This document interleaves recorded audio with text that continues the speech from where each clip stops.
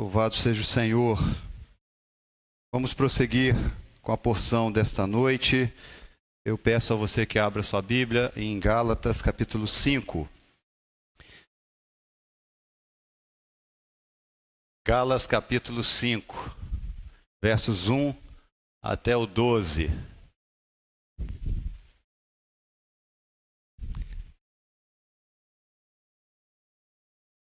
Pedi o Luiz para me ajudar aí na imagem. Eu sou péssimo para arrumar um fundo para o PowerPoint. A luta que eu tenho é essa. Não é assim, além de outras, é óbvio. Mas essa me desgasta bastante quando eu vou preparar e tudo. Para finalizar, eu trouxe um fundo azul. Ô Luiz, me ajuda aí, Luiz. Não sei nem o que está ali, Luiz. Está quebrado. O que está quebrado? O jugo está quebrado. Muito bem. Isso porque o texto que nós estaremos lendo é justamente sobre a liberdade. Já começa falando sobre a liberdade que Cristo nos libertou. Então acompanhe, por favor, aí na sua Bíblia, essa porção que estaremos expondo nessa noite. Diz assim a palavra do Senhor: para a liberdade foi que Cristo nos libertou. Portanto, permanecei firmes e não vos sujeiteis novamente a um jugo de escravidão. Eu, Paulo, vos declaro que Cristo de nada vos servirá, se vos deixardes circuncidar. E outra vez declaro solenemente a todo homem que se deixa circuncidar, que ele fica obrigado a cumprir toda a lei. Vós que vos justificais pela lei, estáis separados de Cristo, caístes da graça. Mas nós, pelo Espírito, mediante a fé, aguardamos a justiça que é nossa esperança. Porque em Cristo Jesus, nem a circuncisão, nem a incircuncisão valem coisa alguma, mas sim a fé que atua pelo amor. Corrieis bem. Quem vos impediu de obedecer à verdade? Quem vos convenceu a agir assim não vem daquele que vos chama. Com um pouco de fermento, toda a massa fica fermentada. Quanto a vós, confio no Senhor, que não pensareis de outra forma. Mas aquele que vos perturba, seja quem for, sofrerá condenação. Eu, porém, irmãos, se continuo pregando a circuncisão, por que ainda sou perseguido? Nesse caso, o escândalo da cruz estaria aniquilado. Quem dera, se castrassem aqueles que vos estão perturbando. Amém? Senhor, por favor, mais uma vez, nós precisamos da intervenção do Teu Espírito para nos fazer, ó Pai, compreender as verdades da Tua palavra. Ó Deus, leva os nossos pensamentos cativos ao Senhor. E que não haja nenhuma distração, Pai. E que a minha vida seja um instrumento nas Tuas mãos, no nome de Jesus. Amém, Senhor. Amém. Irmãos, Paulo, na porção anterior, nós vimos aqui, através do pastor Macário, sobre a questão de que nós, e Paulo falou isso para eles ali, que somos, e eles também estavam nessa condição de filhos da herança, filhos do pacto. E ele usa uma alegoria sobre Sara e Agar. E ele termina no verso 31 dizendo que nós somos filhos não da escrava, de Agar, mas sim da livre, de Sara. E ele usa essa questão da aliança, esse pacto através de Abraão, e nos concede também essa aliança. Nós estamos dentro dessa aliança feita em Abraão. E, portanto, nós estamos vivendo em liberdade cristã. Liberdade que foi conquistada por Cristo na cruz, quando ele ali foi para o seu martírio. Mas, mesmo no Antigo Testamento, Cristo já era apontado. Então, a salvação tanto daqueles que morreram antes de Cristo ter vindo ao mundo, e assim como a salvação para aqueles que existem depois de Cristo, todos são salvos pela obra de Cristo. Isso é uma liberdade. Isso foi algo que libertou-nos da escravidão, do jugo, de tudo aquilo que representava a lei e as regras impostas pelos judeus. E a gente vai ver um pouco sobre isso. Então, para a liberdade que Cristo nos libertou. Esse é o título. E Cristo nos libertou para vivermos uma vida livre nele. Permaneçam então nessa liberdade. Em permanecendo então nessa liberdade, nós estamos livres da escravidão, do jugo e de tudo aquilo que possa interferir a nossa caminhada com o Senhor. Paulo está nessa porção que nós acabamos de ler, amados, tratando de um assunto crucial que define o Evangelho. A salvação é por meio da exclusiva e suficiente obra de Cristo. Paulo está tratando aqui sobre salvação. Ele está utilizando de dois meios de salvação, porém um equivocado, mas aquele que é realmente o verdadeiro. E nós vamos tentar destrinchar sobre isso. Por isso que você, nem eu e nem você, nós fomos salvos pelos nossos méritos. Você não foi salvo porque você fez alguma coisa. Você não foi salvo porque você ajudou Deus de alguma forma ou de alguma maneira. Em você, então, não sendo salvo pelos seus méritos, você também não participa da salvação com Deus. Você, então, não é salvo porque obedece às leis de Deus. Tudo aquilo que nos remete a fazermos algo para poder conquistar, ganhar a salvação, é equívoco. Porque a salvação, ela é única e exclusivamente uma obra do próprio Cristo. Jesus Cristo é o que nos salva. E ponto. Quer você, de repente, tenha dúvidas em relação a isso, e não sou eu que digo, mas toda a Bíblia fala isso. Toda a Bíblia. E aqui nós já sabemos muito bem que haviam alguns judeus que estavam se contrapondo justamente sobre esse ensinamento de Paulo, esse ensinamento libertador de Paulo, em que só Cristo salva. E esses, então, homens, doutores, judeus, judaizantes, estavam realmente tentando desvirtuar a mente desses irmãos aqui na igreja da Galácia. Eles acusavam de Paulo ensinar o evangelho permissivo, que desembocava em uma anarquia religiosa. Ou seja, se você tirar os elementos para eu me segurar por conta da salvação, eu vou ficar livre demais, Paulo. Você está ensinando algo que é uma anarquia, algo que é uma permissividade completa. Agora, eu gostei muito do que o Hernandes disse sobre essa questão.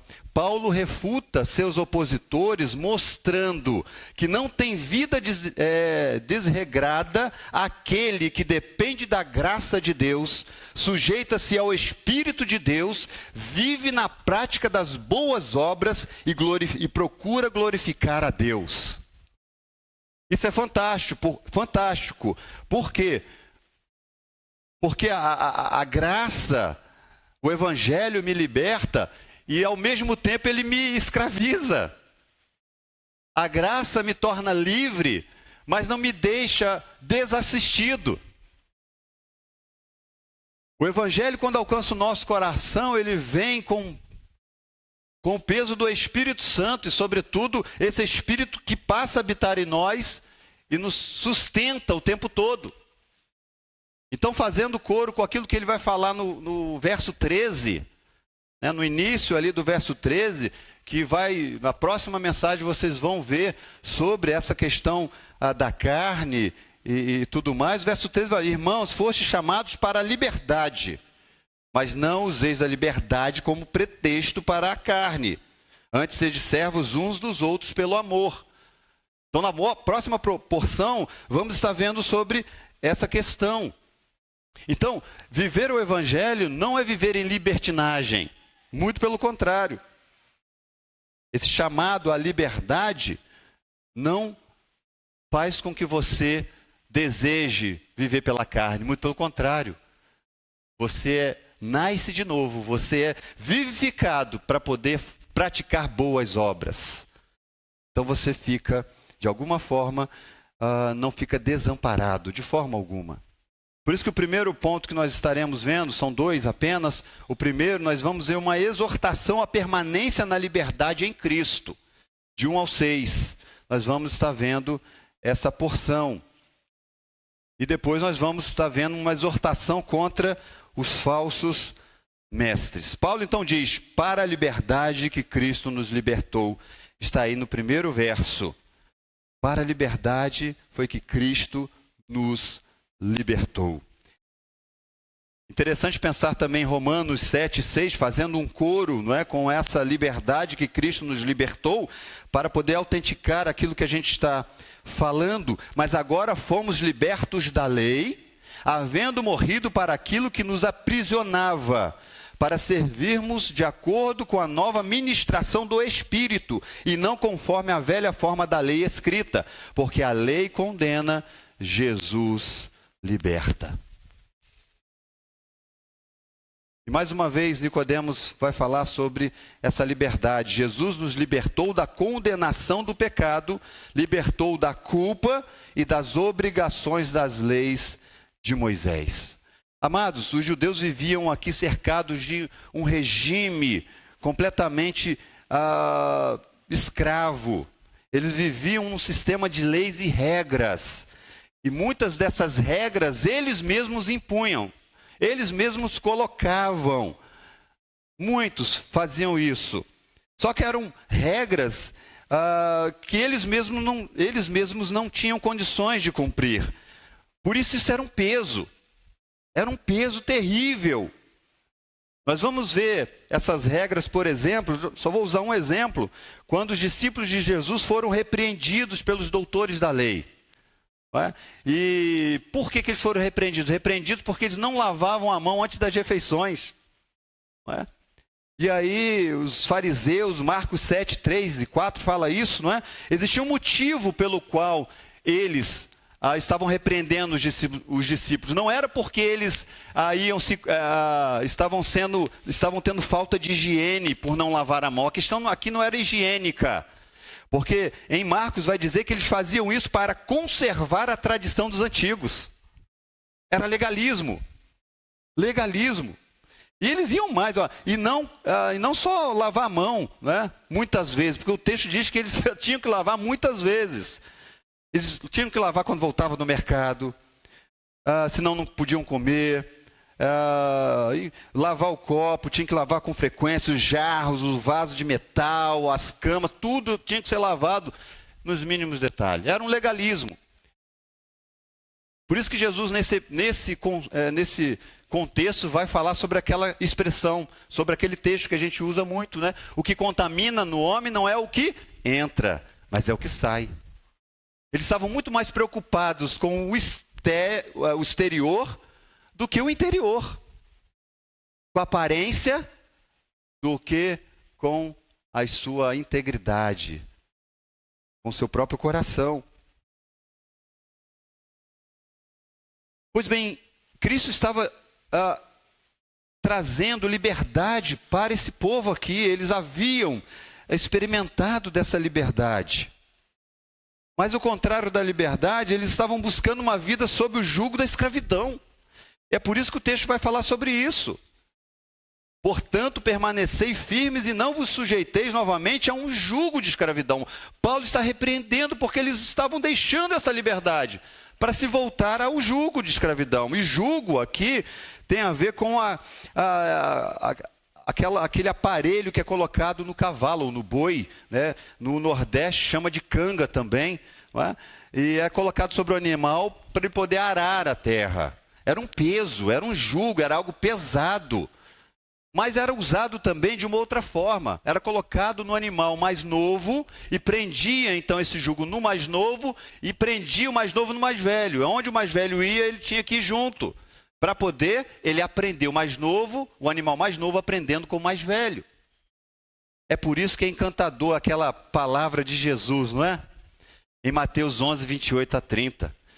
Jesus fala o seguinte: vinde a mim, todos os que estáis cansados e oprimidos. Quem eram esses cansados e oprimidos? Eram estes que estavam sendo levados a viver um jugo de escravidão. E ele ainda fala mais: e eu vos aliviarei.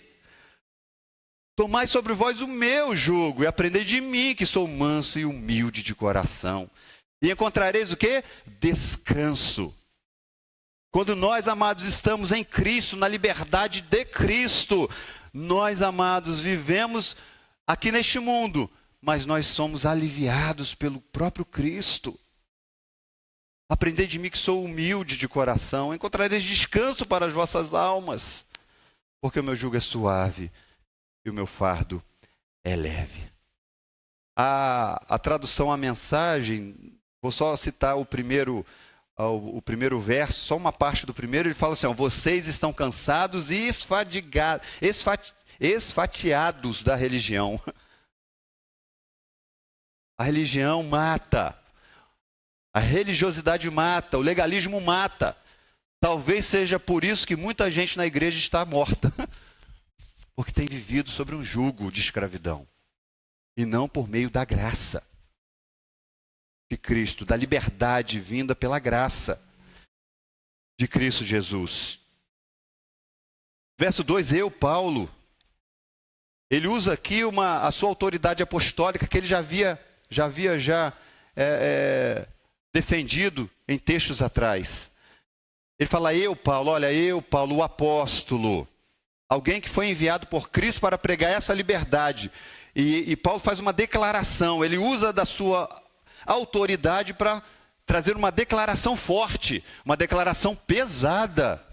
Olha o que ele diz: eu vos declaro que Cristo de nada vos servirá, se vos deixar de circuncidar. Que forte isso! Portanto, então, aqui nós vemos pela primeira vez aqui nesse verso falar sobre circuncisão. Aqueles irmãos estavam sendo submetidos à circuncisão. E a circuncisão foi estabelecida, você sabe muito bem, em Abraão, como uma marca da aliança de Deus com o seu povo. Então todo menino era circuncidado para provar, para mostrar que ele pertencia ao povo de Deus e crescia nessa condição. Mas esses judaizantes entendiam que a circuncisão era necessária para a salvação. Cristo não basta para eles. É preciso Cristo e mais aquilo que as Escrituras dizem, aquilo que a lei ordena que precisa se circuncidar.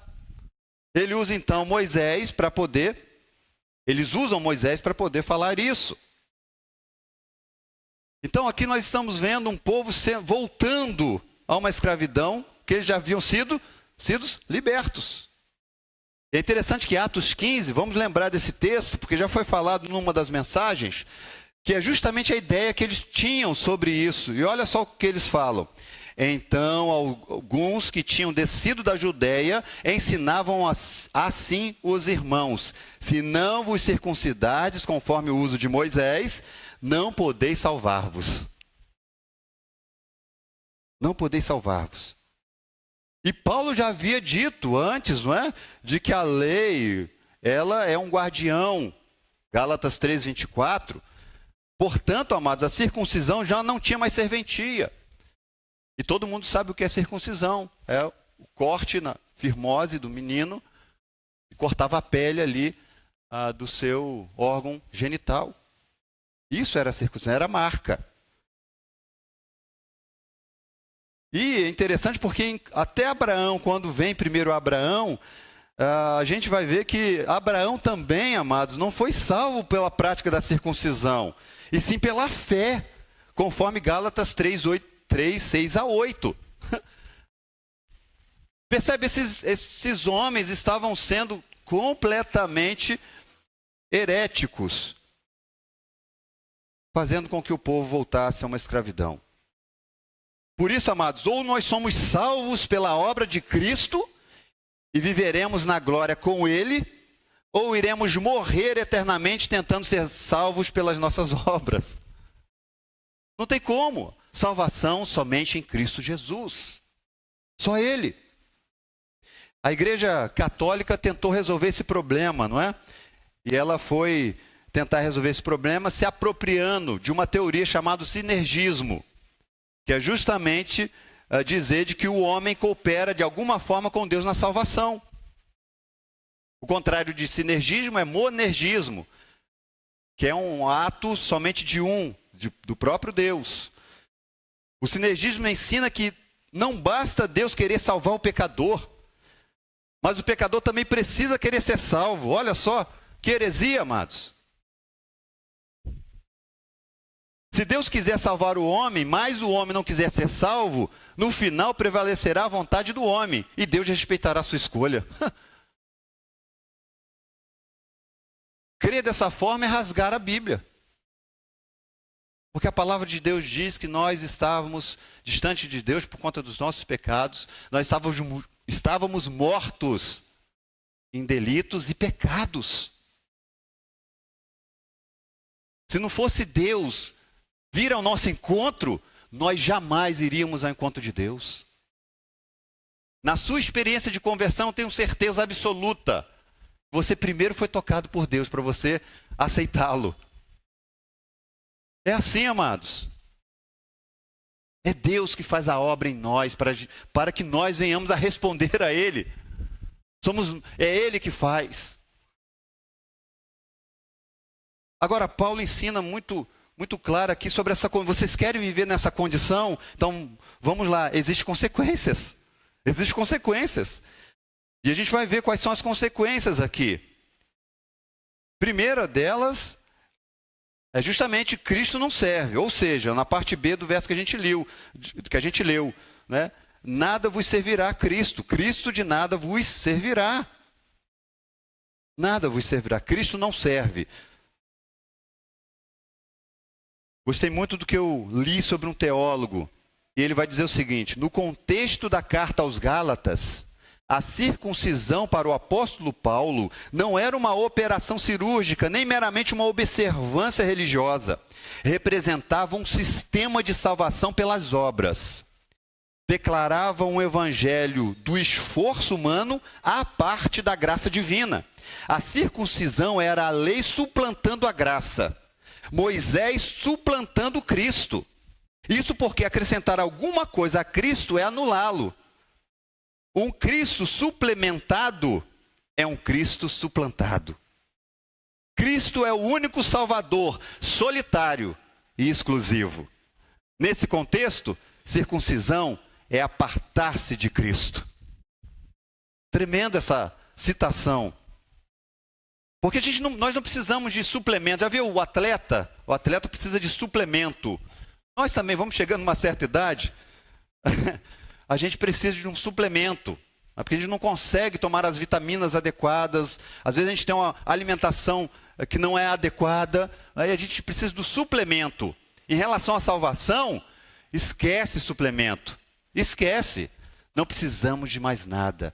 Cristo é suficiente, é pleno, é exclusivo. Ele fez tudo por nós e nós fomos alcançados pela graça maravilhosa dele. É isso. Isso basta.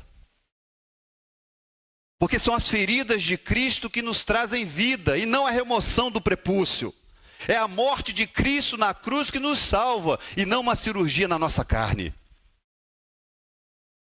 O grande Hernandes disse isso. Por isso, Cristo não serve. Se vocês vão caminhar nessa direção, se vocês querem viver a vida nesse andar, porque são andares diferentes, ok? Você viver Cristo e na liberdade dele, você está num andar. Mas se você quer acrescentar alguma coisa à obra dele, você está no andar de baixo. São andares diferentes. Segundo, a gente vai ver que a consequência de viver dessa forma era que eles foram obrigados, ou eram obrigados a cumprir toda a lei. Em outras palavras, vocês querem adotar um sistema de salvação através de obras, do símbolo da circuncisão? Muito bem. Então vocês têm que cumprir toda a lei, e não somente esta. Paulo fala isso aqui, não é? No verso 3. E outra vez vos declaro solenemente a todo homem que se deixe circuncidar, que ele fica obrigado a cumprir toda a lei. Agora, existe uma forma de sermos salvos pelas obras, pelas nossas próprias obras. Existe uma forma. Se você conseguir viver de forma perfeita, 24 horas por dia, 365 dias por ano, até a sua morte, você vai conseguir ser salvo pelas obras. Quem aqui pode levantar a mão? Por isso que precisou vir alguém perfeito. E o único que foi perfeito e é perfeito é Cristo Jesus. Ele cumpre toda a lei. Ele cumpre toda a lei. Toda ela. Nós temos um problema, então, se acreditarmos nisso. Ou eles acreditando teriam um problema, porque a Bíblia diz que somos um pecador. E aí eu recorro a Tiago 2,10, né? Porquanto quem obedece toda a lei, mas tropeça em apenas uma das suas ordenanças, torna-se culpado de quebrá-la integralmente. Ou seja, não tem para onde correr, amados. É a mesma coisa você pegar um motorista. Motorista que ele ultrapassa o sinal vermelho, deliberadamente. Só que chega na frente, o guarda pega ele. E o guarda então vai até a sua direção, pede a habilitação dele. E ele entrega a habilitação, mas ele vem argumentando com o guarda. Seu guarda, eu passei pelo sinal vermelho, eu reconheço isso. Mas saiba de uma coisa, eu nunca assaltei ninguém. Eu nunca cometi adultério. Eu nunca soneguei o imposto de renda. Sabe o que o guarda faz? Ou fez, não é? Nessa ilustração? Ele deu um sorriso e começou a preencher a multa. Por quê? Porque ele cometeu uma infração. Não importa se ele deixou de fazer isso, aquilo, outro. Naquela situação ali, ele foi pego numa infração. É isso. Nós somos infratores por natureza. Você consegue imaginar isso? Assim que nós somos. Mas bendita a graça do nosso Senhor, que não nos deixou na condição que estávamos, porque Ele interveio no nosso lugar. Por isso que o problema, amados, não é com a lei. Porque a lei serve para punir e a lei também serve para absolver. O problema está em nós, que somos pecadores. Por isso que Cristo precisou cumprir toda a lei, para que fôssemos absolvidos nele. Porque de outra forma, ou por outro meio, seria impossível. E Paulo está dizendo isso para eles. Vocês não têm como cumprir toda a lei. Só Cristo pôde fazer isso. Em terceiro, quer viver nessa condição? Então vocês estão separados de Cristo, caístes da graça. Olha o verso 4, vai falar sobre isso. Vós que vos justificais pela lei, estáis separados de Cristo, caístes da graça. Alguns irmãos acreditam nisso, né, de que o crente pode perder a salvação. John Wesley ensinava isso. E algumas igrejas no nosso tempo ensinam isso também. E para estes que seguem esse posicionamento, eles não creem na predestinação, na eleição e também não creem na soberania de Deus. Não tem como. Eles creem que só Jesus pode salvar, mas eu decido se quero aceitar a Cristo ou não. Como é isso? Não dá. Gostei muito de uma ilustração que fala, para poder falar sobre estes que pensam, não é? Que podem perder a salvação ou podem colaborar com Deus na salvação. E a ilustração diz que a salvação é como uma grande máquina. E para você se salvar, você precisa apertar o botão play. E aí, se você não apertar, é porque você não quer ser salvo. Porque se você entender de que você pode perder a salvação, então nós temos que compreender que você também pode querer recebê-la ou não. Só que eu creio também, usando essa ilustração, eu creio também que a salvação é uma grande máquina. e que é preciso apertar o botão. Só o próprio Cristo vai lá e pega a minha mão para apertar o botão, porque naturalmente eu não tinha condições de apertar esse botão. É assim que nós precisamos crer. É assim que nós precisamos entender. Porque acreditar na possibilidade da perda da salvação é colocar em xeque a perfeição da obra de Cristo e desacreditar em diversos textos das Sagradas Escrituras. Só vou citar somente um, João 10, 27, 29. As minhas ovelhas ouvem a minha voz, eu as conheço e elas me seguem. Eu lhes dou a vida eterna e elas jamais perecerão. Ninguém as poderá arrancar da minha mão. Meu Pai que as deu a mim, Ele é maior do que todos, ninguém as pode arrancar da mão de meu Pai. Só esse texto já basta. Então o que Paulo está querendo dizer sobre essa decaístes da graça, ou esse distanciamento de Cristo? Paulo está aqui falando sobre uma perspectiva da responsabilidade humana. Paulo não está aqui falando sobre a perspectiva divina. Não. Porque viver sobre a égide da lei é viver fora da esfera da graça. O que Paulo está dizendo é de que não tem como, é antagônico você querer viver de uma forma sobre os cuidados da lei e tudo mais e querer ser salvo. É antagônico isso. Então Paulo está dizendo que aqueles que escolheram viver com Cristo, mas estão anulando o seu sacrifício, embutindo a circuncisão para a salvação, uma. Ou eles se arrependem e voltam ao caminho da graça, ou na verdade, eles nunca estiveram lá. É isso. Aqui não é o crente, né, que acaba, crente genuíno, que ele vai e perde a salvação. Paulo não está falando de perder a salvação. Paulo está dizendo em viver de uma forma em que você não está considerando aquilo que é para você considerar, que a graça é absoluta e ninguém pode fazer nada para ser salvo. Sabe por quê, amados? Olha, preste atenção nisso. Nós podemos até ter dúvidas, vez por outra. Somente pode ficar em dúvida. Isso é normal. Você é crente em Cristo Jesus, mas de vez em quando vem uma dúvida na sua mente e no seu coração. Quantos aqui nunca tiveram dúvidas? Vez por outra a gente tem. Mas essa dúvida se dissipa, porque a gente é ministrado pelo Senhor e o Espírito Santo não nos deixa em dúvida. Não deixa. Nós podemos até ficar fracos de vez em quando. Sabe, aquele momento que você fica meio que abatido. Mas o problema é permanecer nessa forma, ou desta forma. Permanecer num estado antagônico da graça, que é o problema.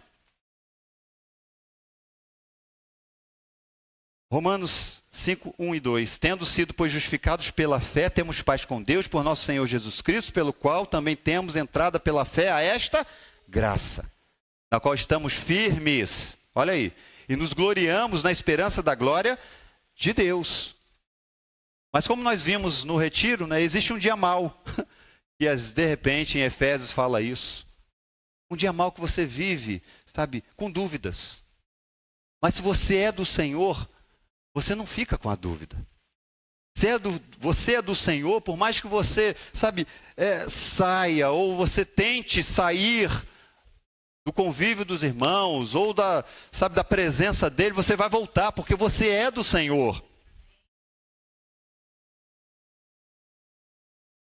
Por isso que Paulo, nos versos 5 e 6, vai contrapor esse versículo 4. Porque ele fala, mas nós, não era Paulo que estava escrevendo, mas ele diz, mas nós quem, não é? Ele faz menção aqui aos que estão em Cristo verdadeiramente. Mas nós, pelo Espírito, mediante a fé, aguardamos a justiça que é nossa esperança.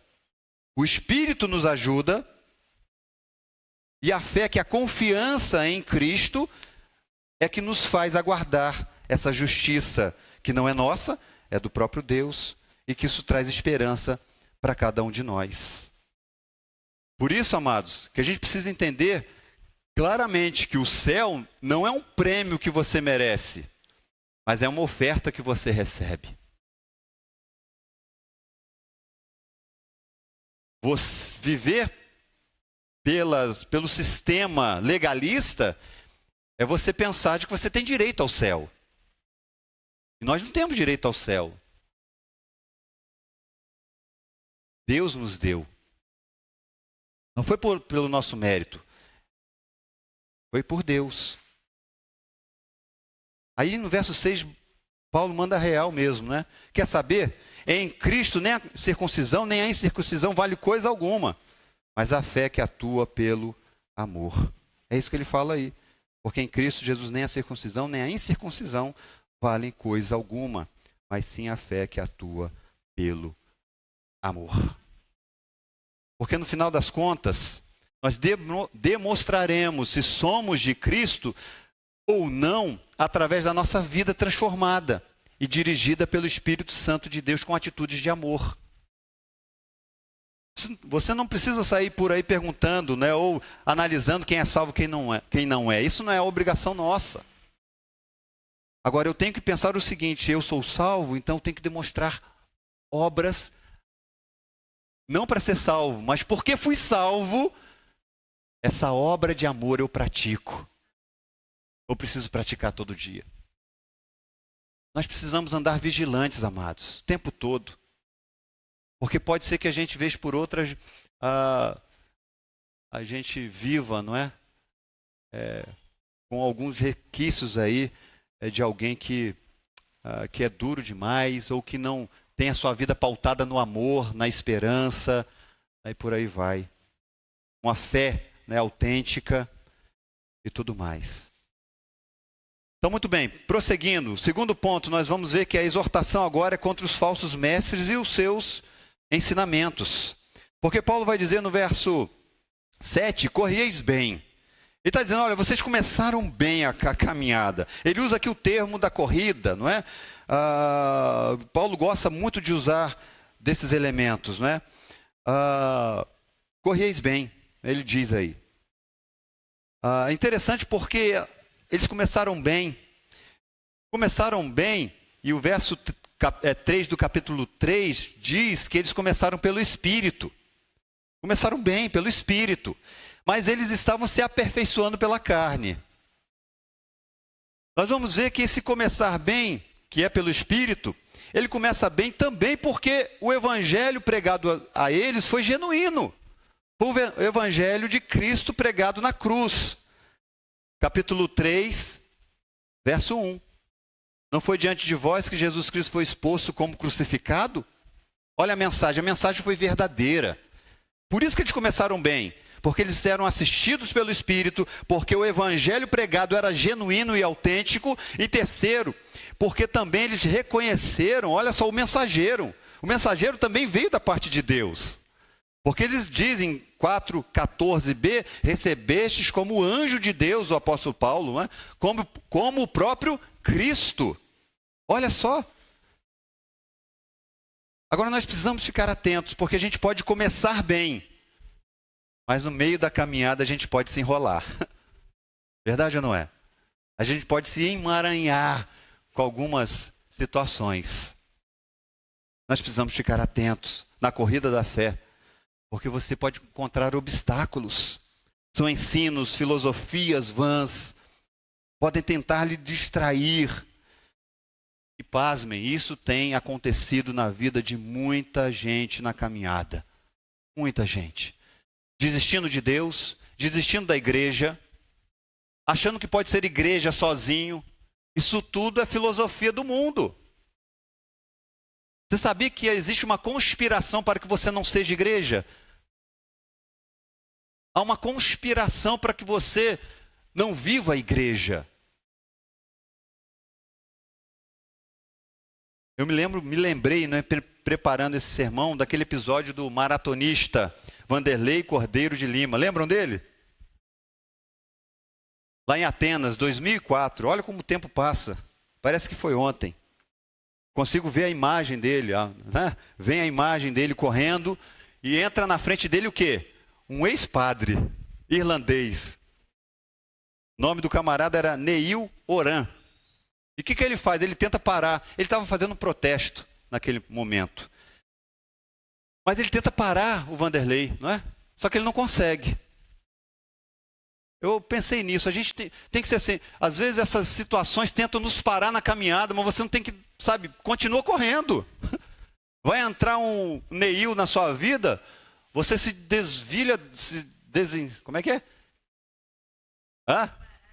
Não, tem uma palavra, não vou falar não, que vou me enrolar. Desvencilha, essa palavra. Você se desvencilha dele e continua. É claro que o Vanderlei ia ganhar em primeiro lugar. Só que ele chegou, não sei em quarto, terceiro lugar. Não é? Mas na nossa situação, não importa chegar primeiro ou chegar depois. O importante é chegar. Então vai tirando, sabe, esses empecilhos, vêm sobre você, você dá uma baqueada, você dá uma, sabe, puxa vida, eu tô tonto agora, mas continua correndo.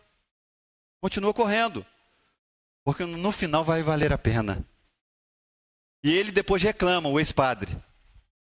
Toda a notoriedade foi dada ao Vanderlei. E eu fiquei a ver navios. Né? Ele ficou, sabe, de lado. O Vanderlei começou a falar nas rádios, televisão, dar palestra. Começou... Parou de correr, não é? Parou de correr. Para que correr, não é? Ele já estava aí no auge. Então, amados, a gente precisa continuar caminhando. Continuar caminhando o tempo todo. Eu vou caminhar aqui, porque senão a gente vai parar. Então, verso 8. Deus não tem participação nenhuma com uma doutrina falsificada. Olha o que Paulo diz. Quem vos convenceu a agir assim não vem daquele que vos chama. Em outras palavras, olha, esse ensinamento que vocês estão recebendo não vem do alto. Não vem de Deus. Nós precisamos saber separar muito bem aquilo que vem de Deus e aquilo que não. O problema é que muitas vezes as heresias, elas vêm disfarçadas, não é? Como se fossem de Deus. E em busca dessa liberdade que o homem quer também, né, ele acha que está fazendo as coisas que estão agradando a Deus. Liberdade não, libertinagem. Repito, a nossa liberdade ela está sendo assistida. Deus nos libertou, Cristo nos libertou, não foi para a gente fazer o que dá na nossa cabeça. Ele nos libertou nele, por isso que é nele. Não libertou para o mundo, não libertou para as paixões humanas, ele libertou nele. Então, eu preciso prestar contas ao meu Senhor. Eu costumo pensar isso, não é? Eu era escravo do pecado. Eu era escravo do mundo, era escravo de Satanás. Quando Cristo morreu por mim na cruz, eu deixei de ser escravo dessas coisas, dessas mazelas da minha vida, para ser escravo livre em Jesus. Nós somos escravos livres em Cristo Jesus. E o verso 9, o ensinamento errado pode causar uma grande tragédia, pois se alastra com rapidez. Porque esse ensinamento que não vem de Deus são heresias. E elas se alastram. Ele usa o termo aqui do fermento. Com um pouco de fermento, toda a massa fica fermentada. Basta, amados, um pouquinho só de fermento. Um pouquinho só para fermentar toda a massa. Jesus usou o exemplo do fermento na vida dos fariseus para apontar a doutrina equivocada deles. Do legalismo deles. Em Mateus 16, 12 você vai ver isso.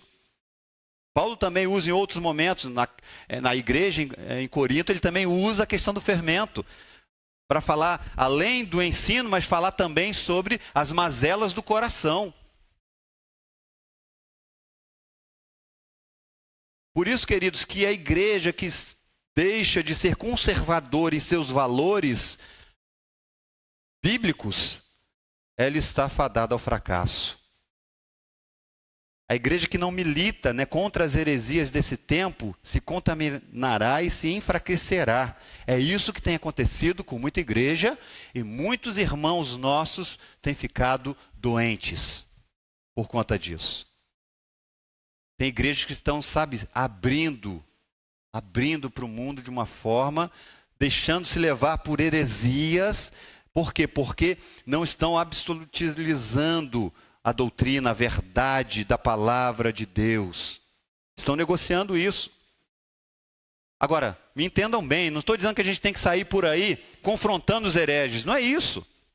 Mas nós precisamos zelar uns dos outros para que ao nos depararmos com os seus venenos, não sejamos alvos frágeis. Então nós precisamos tomar cuidado. Agora, Paulo tinha uma esperança no coração, verso 10. Quanto a vós, olha só, confio no Senhor, tudo é o Senhor, não é? Confio no Senhor que não pensareis de outra forma. Paulo tinha uma esperança. E a mensagem vai nos ajudar muito. Ela diz assim, ó, lá no fundo o Senhor me deu a certeza que vocês não vão desistir. Paulo tinha convicção que aqueles irmãos iriam atentar para os seus ensinamentos, eles iriam voltar atrás. Eles iam largar essa doutrina falsa para seguir o evangelho genuíno. Agora, ao contrário, né, para quem promove a heresia, olha o que o texto diz. Mas aquele que vos perturba, seja quem for, sofrerá o quê? Condenação, juízo. Amados, tais pessoas não vão ser julgadas pelos concílios eclesiásticos. É isso que Paulo está dizendo. Tais pessoas que têm ensinado heresia na igreja, a igreja do Senhor, elas vão sofrer nas próprias mãos do Deus vivo e verdadeiro. Vão sofrer. Verso 11, eles serão julgados porque proferem boatos. Olha só, eu, porém, irmão, se continuo pregando a circuncisão, por que ainda sou perseguido? Essa pergunta aqui de Paulo, ela tá baseada numa acusação que estavam fazendo contra Paulo. Porque talvez, tenho para mim, de que Paulo estava sendo acusado aqui em relação a Timóteo. Porque ele circuncidou Timóteo. Então você está dizendo aí contra a circuncisão, mas você circuncidou Timóteo. Paulo não tem problema com a circuncisão em relação ao judeu, desde que o judeu não faça isso de um sistema para salvação. Ele mesmo circuncida Timóteo, Atos 16, não é? 1-3 fala sobre isso. A questão aqui, amados, é que se Paulo não tivesse feito isso, o avanço do evangelho poderia ter sido enfraquecido, porque Timóteo tinha um pai o quê? Grego. A mãe era judia, mas o pai era grego. A questão ali é que Paulo foi estratégico em fazer isso com Timóteo. Não tem a ver com sistema de salvação, nada disso. Então Paulo, ele é radical com eles agora, e ele usa um termo forte. Nesse caso, verso 11, o escândalo da cruz estaria aniquilado. Ao verso 12, quem dera se castrassem aqueles que vos estão perturbando. Paulo é radical. Ele usa um termo forte aqui. Para estes que estão impondo a circuncisão, e Paulo usa esse termo, que vocês sejam castrados. E a ideia aqui de serem mutilados. Existe uma ideia de pensamento que diz que era cortar tudo mesmo. Tudinho, tudinho. Vocês não estão impondo? Então que vocês sejam mutilados. Aí John Stott diz assim, olha, aos nossos olhos, diz que aos nossos olhos o sentimento de Paulo parece grosseiro e malicioso, mas podemos ter certeza que não era a expressão de um espírito descontrolado e nem de sede de vingança, mas de seu profundo amor pelo povo de Deus e pelo evangelho de Deus. Paulo estava zelando pelo povo de Deus e pela igreja de Deus. Agora, olha o que Calvino diz para a gente ir para as aplicações. Sinceramente, não desejo a ninguém a perdição, porém o amor pela igreja me leva quase ao êxtase, de modo que não penso em nada mais. Quem não sabe desse amor zeloso não é um verdadeiro pastor. Paulo aqui usa expressões fortes porque Paulo amava a igreja. Porque Paulo tinha um compromisso com o evangelho. Assim como nós precisamos ter um compromisso com o evangelho. E um compromisso com o evangelho significa um compromisso com a igreja. E um compromisso de fidelidade com o dono da igreja. Está tudo ligado. Está tudo ligado. Quero aplicar ao seu coração algumas verdades. Primeiro, fomos libertos por Cristo.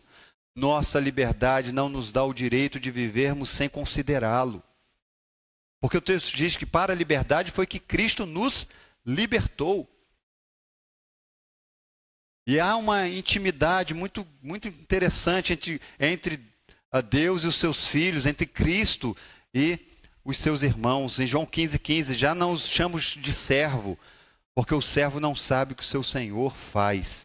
Em vez disso, eu os tenho chamado de amigos, porque tudo o que ouvi de meu Pai, eu lhes tornei conhecido. Há uma intimidade entre nós e Cristo e o próprio Deus. Então nós não podemos, amados, achar que a liberdade é um afastamento dos valores de Deus, desse Deus que nos chama de amigo, desse Deus que nos chama para andar próximo, andar junto. Não! Portanto, não podemos desconsiderá-lo, de forma alguma. Se tirarmos Cristo e a sua obra da nossa confissão de fé, a gente tirou tudo. Nós tiramos tudo. Porque a base é essa. E Cristo, então, precisa ser considerado o tempo todo, porque Ele é o nosso Senhor, Ele é o nosso Salvador. Foi por meio dEle. Foi Ele, a obra é dEle. Somos filhos de Deus e dEle. Segundo, tome cuidado com o seu coração, porque você pode receber a palavra de Deus de forma genuína, através de homens levantados por Deus, mas num descuido, o veneno da incredulidade pode lhe picar. Tome cuidado com o seu coração, vigie, vigie. A palavra de Deus já diz isso, né? De tudo que a gente deve guardar, precisamos guardar o coração. Incredulidade não é apenas você, debandar. Incredulidade é você deixar de considerar. Também. Você começa a questionar os valores primordiais do Evangelho. Você começa, a ver defeito em tudo. Você começa, entende? Você vai por um caminho tortuoso que vai desembocar numa via lastimável. Terceiro, não esqueça de onde Cristo lhe tirou. Talvez isso lhe faça refletir a miséria de vida que você tinha sem Ele. Porque nós fomos alcançados pela fé, por Cristo, através da fé, para viver em amor. Começa a pensar de onde Jesus te tirou. Começa a compreender de que aquilo que você fazia e era uma vida miserável. Você não tinha perspectiva nenhuma para a sua vida. E aí Gálatas 5,6, né? Porque em Cristo Jesus, nem circuncisão, nem incircuncisão, nada disso tem efeito algum, mas sim a fé que atua pelo amor. Lembre-se disso, não se esqueça de onde Cristo lhe tirou. Quando eu estou meio, em dúvida com alguma coisa, eu começo a pensar, Senhor, o Senhor me tirou do lamaçal do pecado, eu estava lá. E hoje eu tenho vida e abundância. Por que eu quero voltar para lá? Então você vai começar a ver de que o que Cristo fez por você é muito melhor, não tem nem comparação. Em quarto, não queira o mal daqueles que têm afrontado a palavra de Deus através de uma teologia barata. Porque quem vai cuidar deles é o próprio Deus. Aqui eu aprendo o seguinte, amados. Paulo é zeloso e nós precisamos ser zelosos, sim. Mas Paulo estava cuidando da igreja. Paulo estava cuidando da igreja, dos seus. Paulo escreve cartas para poder fazer com que os irmãos viessem a desconsiderar as heresias e os hereges. Por isso que a gente não pode guardar no coração rancor e mágoa desses homens. Não é, eles não estão afrontando a nós, estão afrontando o próprio Deus. Então tome cuidado, porque às vezes nós somos muito enfáticos em relação a isso. Não é? E a gente às vezes, sabe, fica tão enfático, a gente vira as costas, calma. Deixa Deus cuidar. Faça a sua parte. Qual é a sua parte? Viver a verdade, ensinar a verdade, permanecer firme na verdade. Vem esses camaradas tentar te alcançar. Bíblia neles. Bíblia. Só isso. E vamos prosseguir. E por último, a gente precisa amar a igreja do Senhor e ter zelo por ela.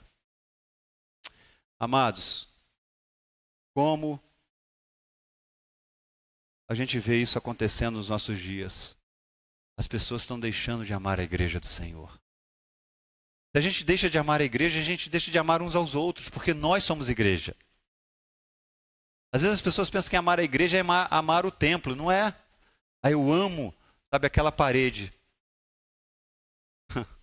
Eu amo aquele mezanino ali. Eu amo essa cadeira que eu sento. Não. A gente tem que amar as pessoas que se encontram aqui regularmente para adorar ao Senhor. Temos que amar mais a igreja e falar menos dela. Temos que cuidar mais da igreja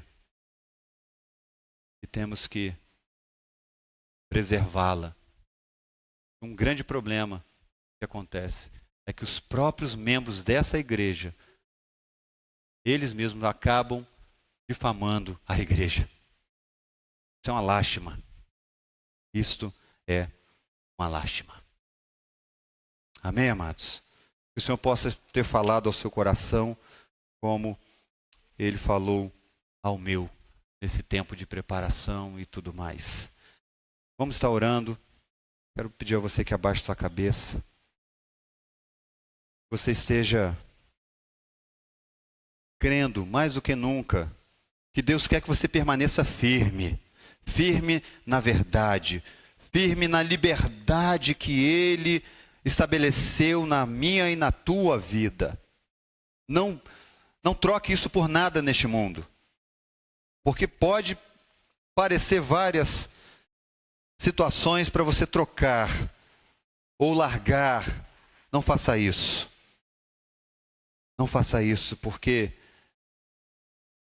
é através da obra de Cristo que eu sou plenamente satisfeito e totalmente completo. É só em Cristo Jesus. É Ele que preenche o meu coração dia após dia. Não são as coisas que eu faço para Ele na igreja ou em qualquer outro lugar. Não é isso que faz diferença na minha vida. O que faz a diferença é o Deus vivo que habita em mim. E me motiva todos os dias a levantar e a batalhar. E a chegar até o fim daquele dia, glorificando a Ele, exaltando o nome dEle. É Ele que me sustenta para que eu não escorregue para um lado nem para o outro, porque Ele me garante de que se eu estou nele, eu consigo permanecer firme e firmado. Talvez o Senhor te chamou nessa noite para você ouvir isso. Não ouça as vozes do mundo, ouça a voz do Espírito, que diz que você é meu. Deus fala. E ninguém pode tirar você das mãos de Deus. Não negocie isso de forma alguma. Obrigado, Senhor, por mais uma porção da Tua palavra. Louvado e engrandecido seja o teu nome, Senhor. Que ela, ó Pai, continue reverberando, continue, ó Deus, causando os efeitos necessários na minha e na vida dos meus irmãos, ó Deus, nessa noite, amanhã e quanto o Senhor quiser. Meu Pai, a tua palavra, ela realmente tenha nos alimentado nessa noite.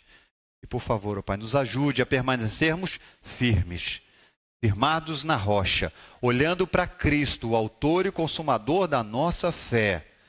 Não nos deixe negociar isso, Senhor. Não nos deixe, porque queremos viver aqui neste mundo, glorificando o teu nome em obediência ao Senhor o tempo todo. Muito obrigado. E nos leve em paz e segurança para as nossas casas, em nome de Jesus. Amém e amém. Ore silenciosamente, estaremos ali à porta para cumprimentar você.